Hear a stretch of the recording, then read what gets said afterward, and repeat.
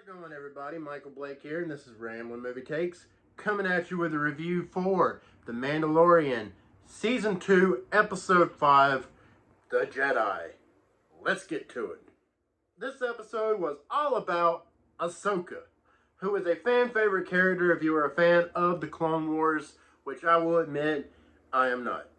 I am not the biggest fan of, the extended universe, the Star Wars extended universe. I'm more about the movies, except for the sequel trilogy. So this episode was, like I said, all about Ahsoka. And, you know, if you're familiar with this character, you know she is a badass. Like, she is legit. Alright? And, you know, it was well known that she was going to be a part of this season. You know, nobody really knew how many episodes she was going to be in, you know, how much we were going to actually see of her. You know, nobody knew. It was a mystery, but we knew who was going to play her, which is Rosario Dawson, who, you know, to my knowledge was a fan cast.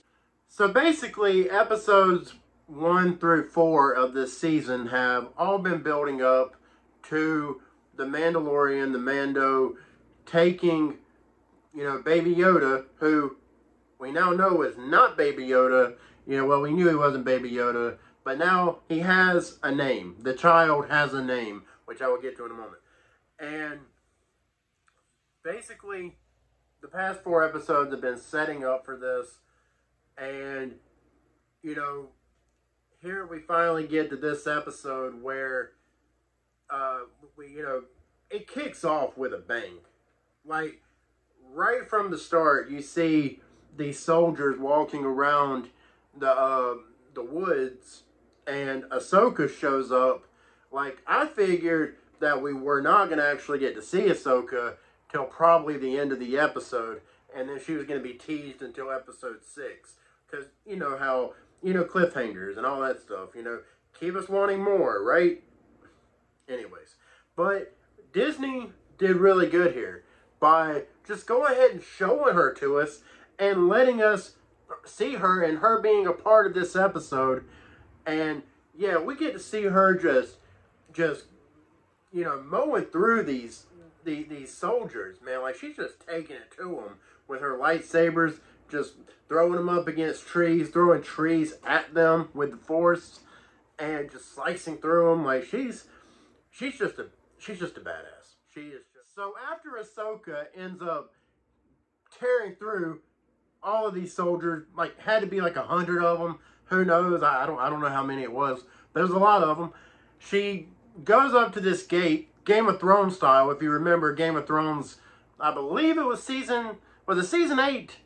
I believe it was season 8, where Daenerys and her, you know, I can't remember what they're all called. You know, they go to try to free, I can't remember her name. Why can't I remember her name? Missandei, that's it. Missandei. How could I forget? So anyways, Ahsoka ends up getting up to the gate where we see the magistrate and her henchmen, one of which is the legendary Michael Biehn, who I met at a Comic-Con earlier this year in Atlanta. Awesome guy, great guy, such a legend. Louie, Louie, do you hear what I'm... My legend. That's what I was trying to say. Yeah, English. Learned. So yeah, Michael Biehn was one of the henchmen, you know, the legendary Michael Biehn from Terminator, the original Terminator. He played Kyle Reese. I have his autograph. I take a picture and pop it up on the screen. So awesome. Signed it. Oh my gosh. The quote from Terminator, "There is no fate but what we make." Oh my God. Alright, so I'm done fanboying over Michael Biehn. Aliens. Yeah. So, anyways, Ahsoka goes up to the gate. She's telling, you know, the magistrate to free the people of the village. And the magistrate refuses. And Ahsoka basically tells her that she has one day, and you know, that she would be back basically to take care of business.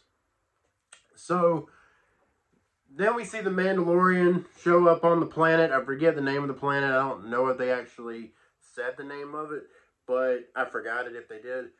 And, you know, we see him and we see Baby Yoda. I'm going to call him Baby Yoda for now until I get to the part where his name is revealed. And, you know, they go up to the village, and they end up meeting up with the magistrate who hires the Mando to go after Ahsoka and to kill her. Basically, he wants a reward. His price is high, you know, and as he usually says, he has a high price.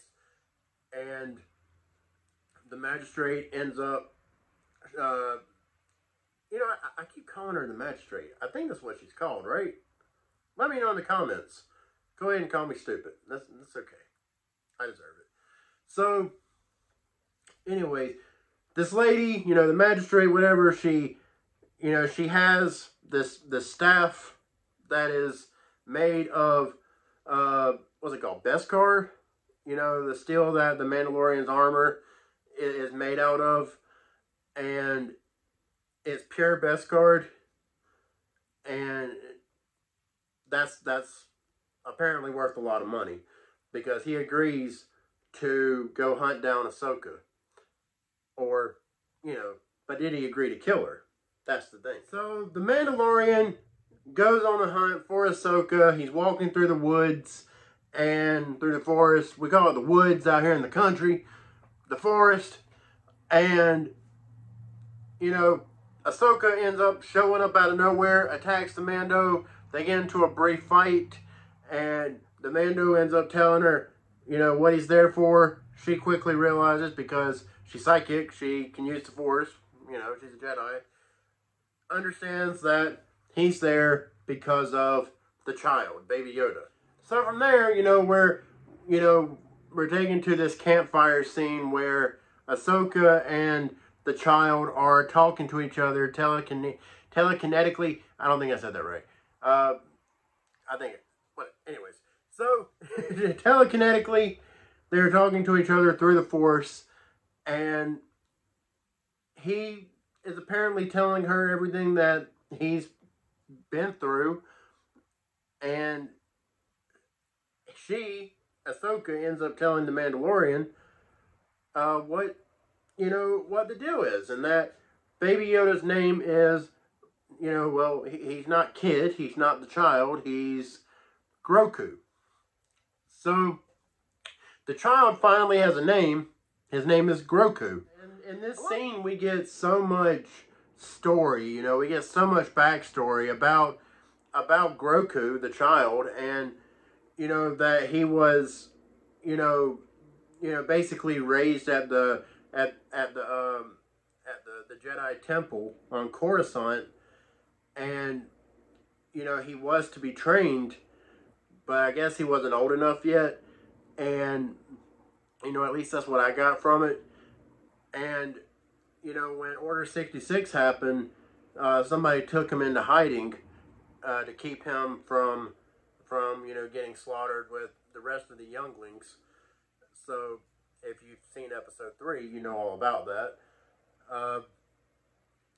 So, you know, we get that bit of backstory, and then we also, you know, hear about how, you know, Grogu has regressed his powers, you know, to the point where he just doesn't show them very often because he's scared to. It's a defense mechanism. He knows that he needs to hide his powers in order to stay safe, because he doesn't want anyone to know what he can do. So, you know, Ahsoka, in this scene, she name drops Yoda as the only other creature like Grogu that she's ever known.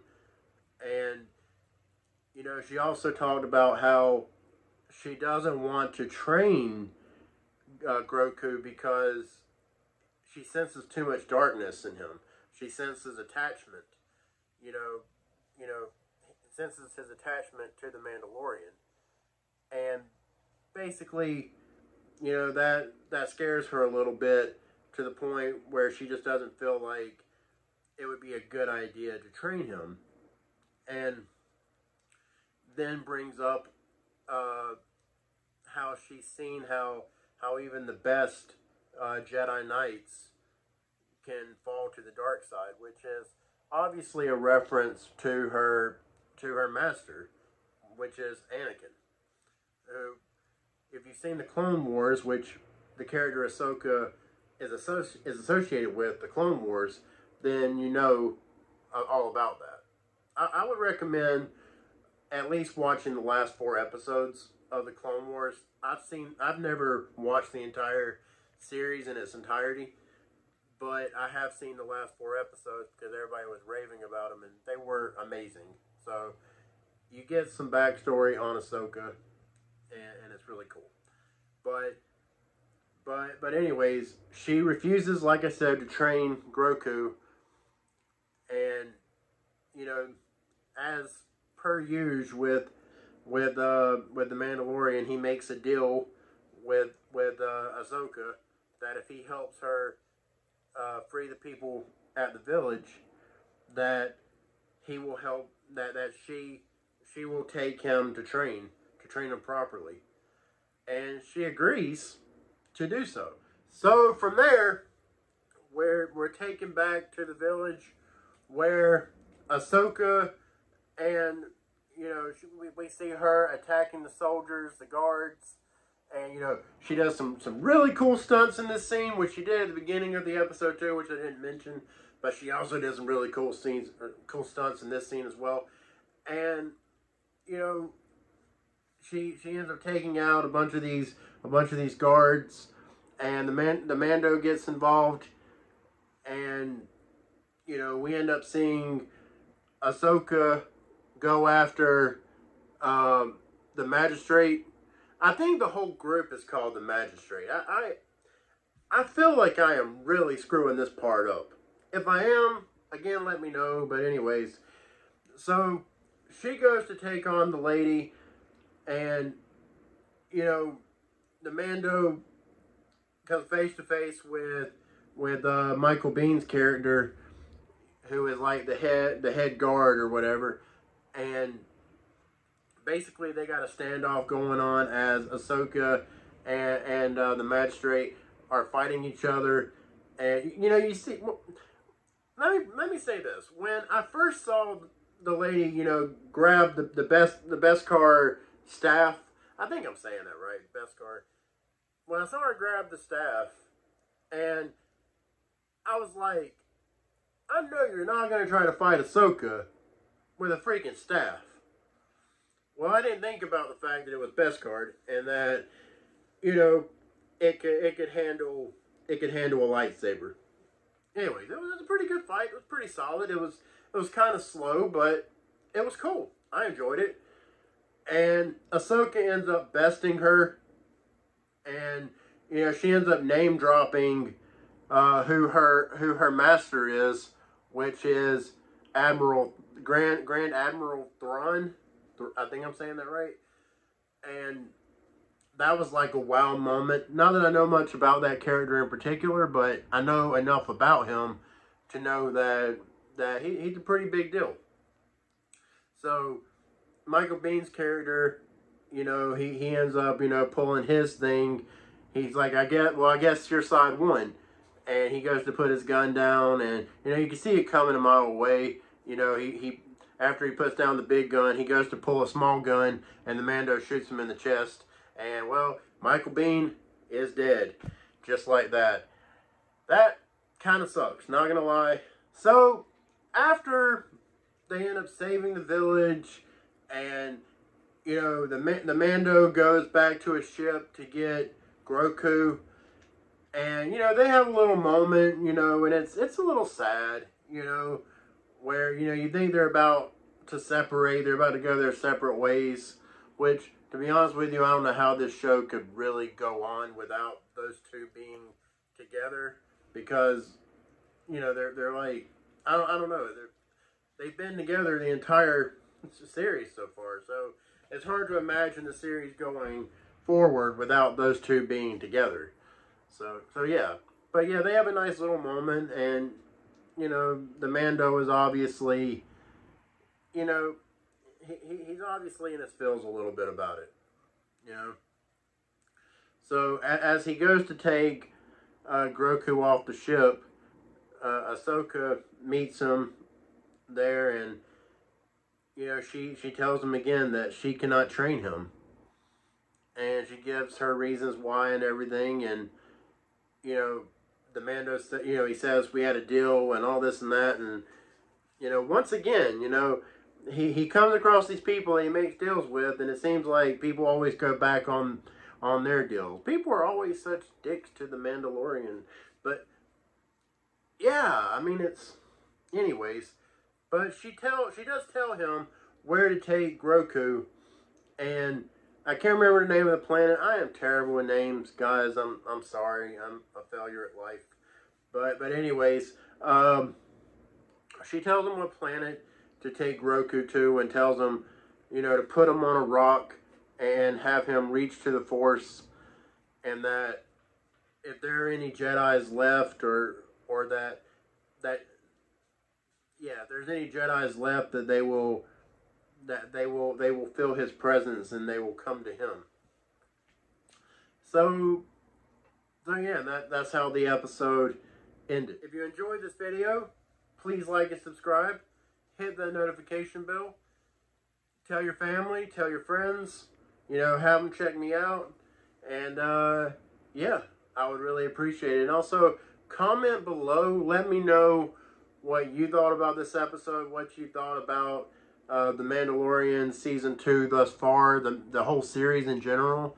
Like, how do you feel about it? Are you digging it? Are you not? Let me know. I would love to hear your thoughts, or read your thoughts, rather. But yeah, until next time, I'm Michael Blake, and this has been Rambling Movie Takes. Y'all have a good one.